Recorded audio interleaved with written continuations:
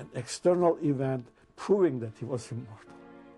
And so he became more cohesive internally, so that he could do what he did later on with more ease.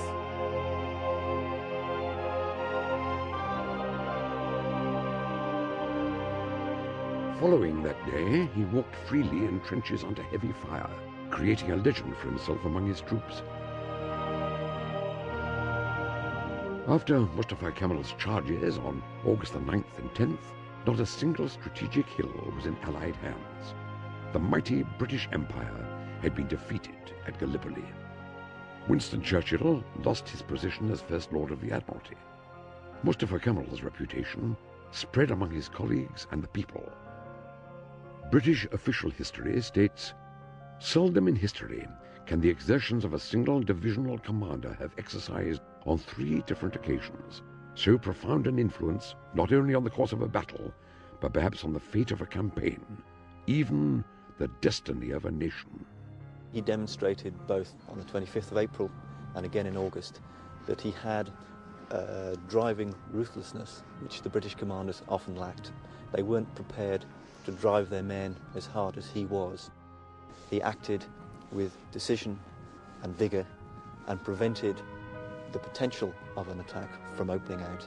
And I think at those 3 points you could say he managed to turn the tide of those particular battles, and in that way, through doing it 3 times, he would emerge as the leading character from the whole campaign.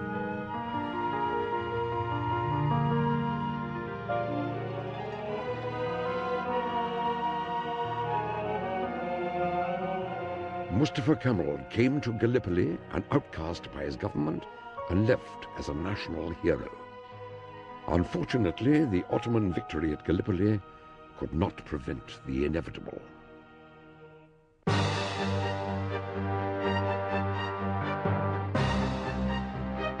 The situation of the Ottoman Empire and her allies deteriorated rapidly. Defeat seemed certain. The Entente powers had already started to make plans to splice the empire, with Italy, France, England, and Greece all hoping and waiting for a share of the spoils. After his service at Gallipoli, Mustafa Kemal was promoted to general. Battling with malaria that he had contracted in Tripoli, he continued to fight as an army commander in the east against the Russians and in the southeast against Allenby's British forces. He not only gained invaluable experience in many different corners of the country, but also started to form more compact ideas for the future.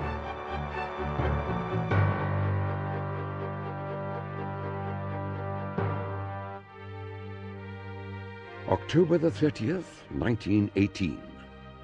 The Ottoman Empire, with a new sultan, Vahdettin, surrendered to the British at the island of Madras. The Allies immediately began to occupy different regions of the country. The same day that the Allied fleet sailed into the Bosphorus, Mustafa Kemal returned to Istanbul. He was the only Ottoman commander that never suffered a defeat during World War I. And it was as a result of that he had a tremendous reputation among the mass of the people. He added to that reputation because as soon as the armistice was signed, he openly and vociferously declared that it was unfair to the Turks and should never have been signed. Looking at the anchored enemy ships and feeling disgraced, he said, "As they have come, so shall they go."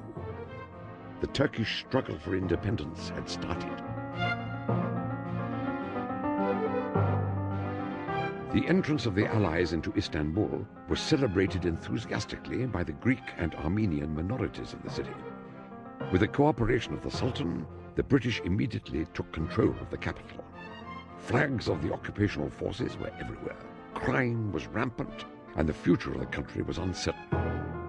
In a few months, as the invaders signed new agreements amongst themselves, it became clear to Mustafa Kemal and his friends that the Allies not only sought to occupy the country, but also intended to dismember it among themselves.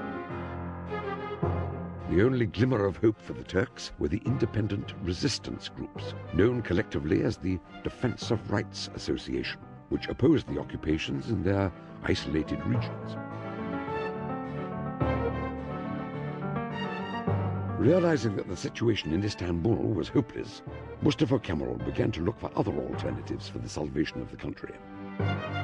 Winning the support of Hussein Rauf, the naval hero of the Balkan Wars, along with Kazim and Ali Fuad, the commanders of the only remaining military forces, he decided that the salvation lay in Anatolia. Anatolia was largely Turkish at this time, and he felt that if the Turks were going to resist the Allies, it had to be from the heartland of the Turkish people, namely Anatolia, that this resistance could be organized. Under pressure from the British, the Sultan sought a commander who would supervise the surrender of the remaining Turkish troops in Anatolia. Mustafa Kemal volunteered for the job. The Sultan trusted Mustafa Kemal. Mustafa Kemal did not trust the Sultan, but he was close to the Sultan, and he made use of his relationship with the Sultan in order to secure the kind of command which he needed to lead the Turkish national resistance movement. Having been bestowed with great authority, he could command the 2 army corps in Anatolia and give orders to the mayors of 5 provinces. It would not be long before the Sultan and the British regretted disappointment. As Mustafa Kemal made preparations to embark on his journey, British Prime Minister Lloyd George authorized and supported a Greek landing on the western coast of the country at Izmir on May the 15th, 1919. The Greeks, in secret consultation with Lloyd George, agreed that this would not be temporary, but would be a permanent occupation. And to make sure of this, when they landed at Izmir, instead of simply taking nominal control, they began large-scale massacres of the Turks and the Jews who lived there in order to encourage them and also the Turks and Jews living elsewhere in Western Anatolia to flee as they did.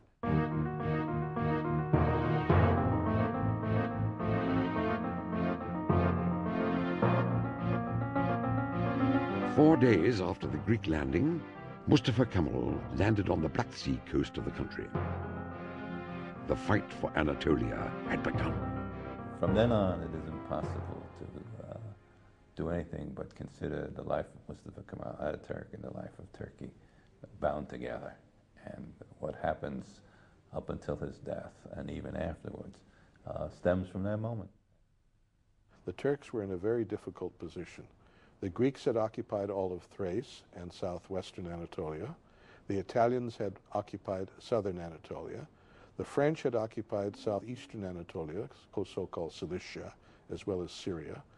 And others had occupied northeastern Anatolia. At the same time, the British had maintained a blockade of Anatolia, which resulted that no food could be imported from outside. While at the same time, agriculture in Anatolia was almost at a standstill and there was no transportation. With the result, there was no food, no fuel, no clothing. People were starving. People were dying as a result of famine. Given the circumstances under which they had to operate and the challenges they were facing, that I know of no other military leader that faced such formidable challenges as Ataturk. After all the years of war and negligence by the central government, the Turkish people, whom Mustafa Kemal was now to turn to, were worn out and depleted. He had to shake and awaken the people, who had always considered themselves the subject of the Sultan. From centuries